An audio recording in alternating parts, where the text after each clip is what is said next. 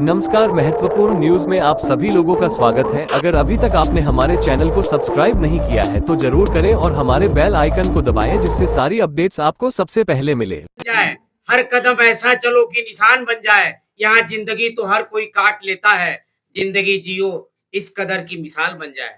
आज हमारे बीच में होम्योपैथ के जाने माने विशेषज्ञ जो विगत 38 वर्षों से चिकित्सा की सेवा में अपना सेवा प्रदान कर रहे हैं, डॉक्टर अनिल कुमार पांडे जी से आज रूबरू होते हैं।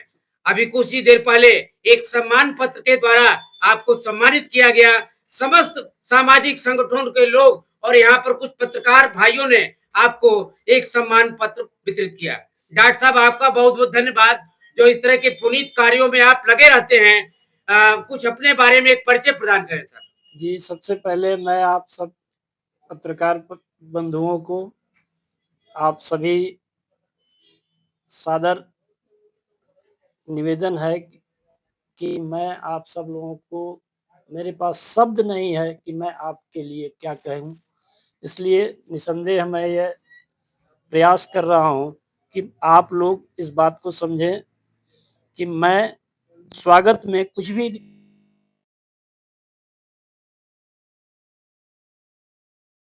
जी आपसे बहुत लोगों ने प्रभावित हुए जी इसके बारे में क्या कहेंगे?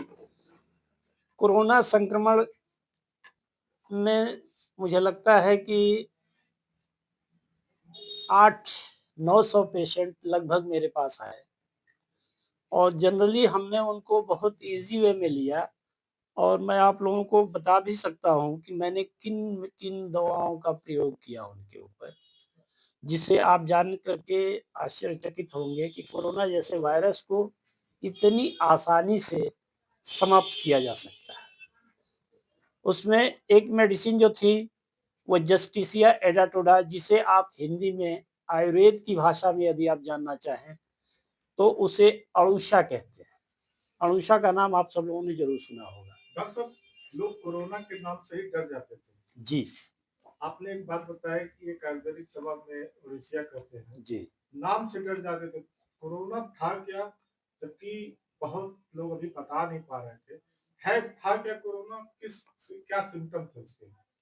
उस सिम्टम में जैसे ब्रोंकाइटिस, निमोनिया या उसके साथ साथ बुखार, तो चूंकि उसमें लोग जो डेथ रेट होता था वो बुखार की वजह से ऑक्सीजन उनका बॉडी का कम होता जाता था और यही उनकी मृत्यु का कारण होता था। जो नया वायरस आया है जी, जिससे 8 से 9 बच्चे का अभी इंडिया के अंदर जी, 8 से 9 बच्चों का डेथ हो गई है, जी। इसके बारे में आप क्या बताएंगे?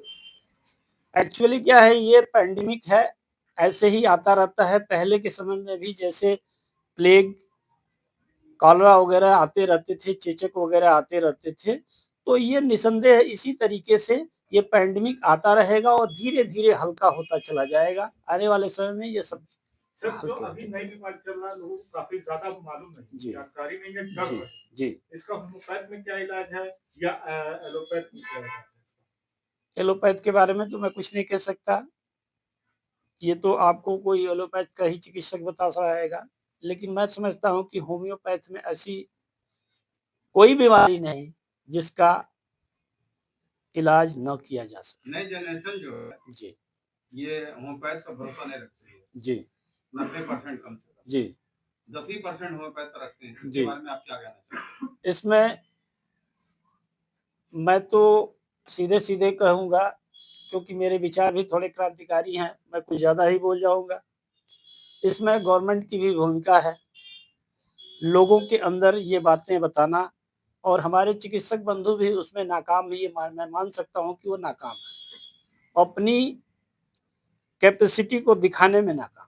तो इस भ्रांतियों को दूर करने के लिए आम जनमानस में होम्योपैथ का प्रचार प्रसार करने के लिए आप लोगों ने कुछ इस तरह की भविष्य में कोई योजना जी, जैसे हमने हर ब्लॉक स्तर पे निःशुल्क कैंप लगा करके लोगों की सेवाएं, लोगों का विश्वास हासिल करने का प्रयास शुरू कर रहा हूं। जी जी और आने वाले समय में मेरी यह चाहत है कि मैं चैरिटेबल, एक संस्था के द्वारा हाँ, एक संस्था के द्वारा लोगों की आजीवन सेवा की जाए और वो विदाउट मतलब निःशुल्क हो। सर जहां तक मेरा मानना है कि कुछ इस तरह के कैंपों का आयोजन विद्यालय परिसर में कराया जाए जहां छोटे छोटे बच्चे दंत चिकित्सा या नेत्र संबंधी कुछ ऐसी बीमारियां उनकी होती हैं, जी तो एक पहल विद्यालयों से स्टार्ट करनी चाहिए, हमको ये लगता है। जी।